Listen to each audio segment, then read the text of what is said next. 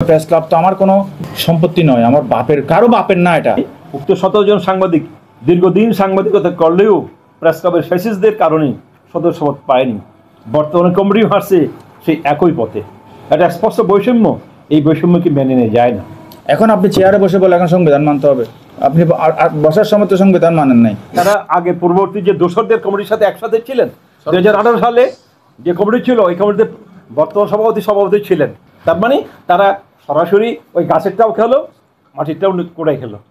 কোনোদিন চিন্তাও করেনি যে কক্সবাজার প্রেস ক্লাবের স্বার্থ রক্ষা করার জন্য, বঞ্চিত সাংবাদিকদের স্বার্থ রক্ষা করার জন্য এভাবে আপনাদের মুখোমুখি হতে হবে।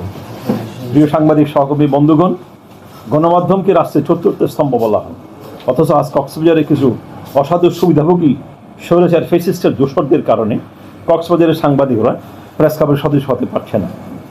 কৌশলে বঞ্চিত সাংবাদিকদেরকে প্রেস ক্লাব থেকে দূরে ঠেলে দেওয়া হচ্ছে। কিছু দাবিদার, বর্ণচোরা, মেরুদণ্ডহীন সাংবাদিকের সমর্থন নিয়ে প্রেস ক্লাবের গঠনতন্ত্র সংশোধনের নামে ক্লাবকে পৈতৃক তালুকে পরিণত করা হচ্ছে। প্রেস ক্লাবের গঠনতন্ত্র অনুযায়ী নতুন সদস্য পেতে হলে দরখাস্ত করতে হয়। গঠনতন্ত্র ধারা অনুযায়ী সেসব দরখাস্ত যাচাই বাছাই করার জন্য একটি কমিটি গঠন করা হয়, যাকে যাচাই বাছাই কমিটি বলা হয়। কমিটি পূর্ণাঙ্গভাবে যাচাই বাছাই করার মাধ্যমে কার্যকরী পরিষদের সাংবাদিকদের তালিকা জমা দেবেন।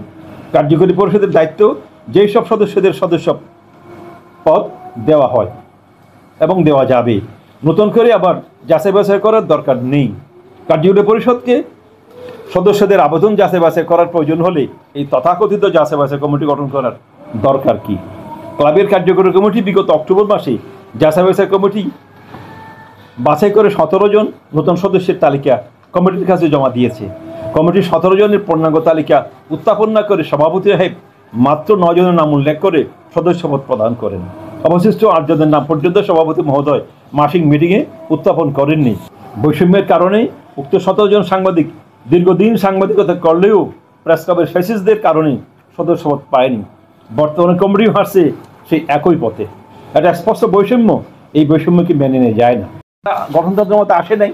আর তাছাড়াও বর্তমান কমিটির সভাপতি, জেনারেল সেক্রেটারি এবং এসসি সেক্রেটারি তারা আগে পূর্ববর্তী যে দোসরদের কমিটির সাথে একসাথে ছিলেন। 2018 সালে যে কমিটি ছিল ওই কমিটিতে বর্তমান সভাপতি ছিলেন।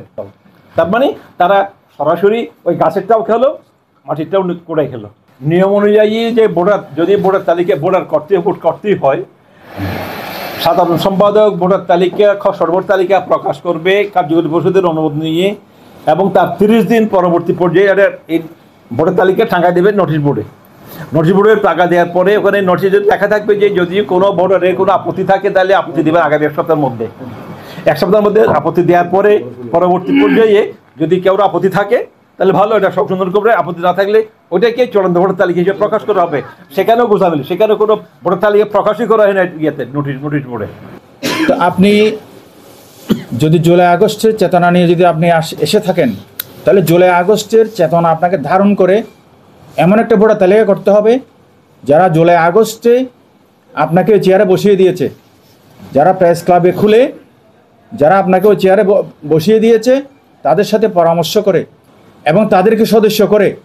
আমাদের দাবি ছিল এটা, তাদের সদস্য করতে হবে, কারণ তাদের অনুকম্পায় আপনারা চেয়ারে বসার সুযোগ আপনারা পেয়েছেন। এখন আপনি চেয়ারে বসে বলে এখন সংবিধান মানতে হবে, আপনি বসার সময় তো সংবিধান মানেন নাই। আমার সাথে রাজনৈতিক অমিল থাকতে পারে, আমার সাথে মতের অমিল থাকতে পারে, কিন্তু যে সাংবাদিক তাকে তো ইন্টারেস্ট দিতে হবে। প্রেস ক্লাব তো আমার কোনো নিজের কোনো সম্পত্তি নয়, আমার বাপের, কারো বাপের না এটা। আমার স্ত্রীকে মেম্বার করতে হবে, আমার শ্যালককে করতে হবে, আমার ভাইকে করতে হবে, আমার বন্ধুকে করতে হবে। এটা তো এরকম হতে পারে না। এটা তো সাংবাদিকদের, রিয়েল সাংবাদিকটা সেকেন্ড হোম বলা হয়, যে ঘরের পরে আমরা দ্বিতীয় একটা ঘরে আমরা আসি। বৈষম্যের কারণে তো এই রক্তপাত হলো, গণঅভ্যুত্থান হলো। আমাদের প্রায় 2000 মতো আমাদের তরুণ ছাত্র জনতা এখানে নিহত হলো, তাদের রক্ত রঞ্জিত হলো। এরপরেও আবার এই বৈষম্য কন্টিনিউ করবে এটা। এবং এই যে কার্যকরী পরিষদ যে, এবং আমাদের এই যে বললাম যে আমি বার্ষিক সাধারণ সভা করার যে নিয়ম আছে, বিশেষ সাধারণ সভা 1 সপ্তাহ আগে নোটিশ দিতে হয়।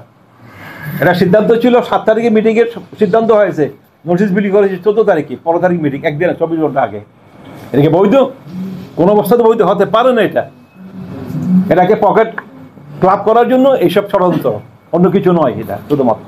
আমরা বলে দিতে চাই, প্রেস ক্লাবে সদস্য হওয়ার অধিকার কক্সবাজার জনপদে যারা সাংবাদিকতা করে সত্যিকার অর্থে তাদের সবার রয়েছে। এই অধিকারকে কোনো গোষ্ঠী, কোনো ব্যক্তি কেউ কেড়ে নিতে পারবে না। এটার জন্য আমরা যেখানে যেভাবে যেতে হয়, যেরকম আন্দোলন গড়ে তুলতে হয়, আমরা এটা করতে প্রস্তুত রয়েছি। আমরা কোনো বৈষম্য আমরা মানতে রাজি নই। বৈষম্যের বিরুদ্ধে জুলাই আগস্ট অভ্যুত্থান হয়েছে, আমাদের ভাইয়েরা শহীদ হয়েছে। কক্সবাজার প্রেস ক্লাবে কেন বৈষম্য হবে?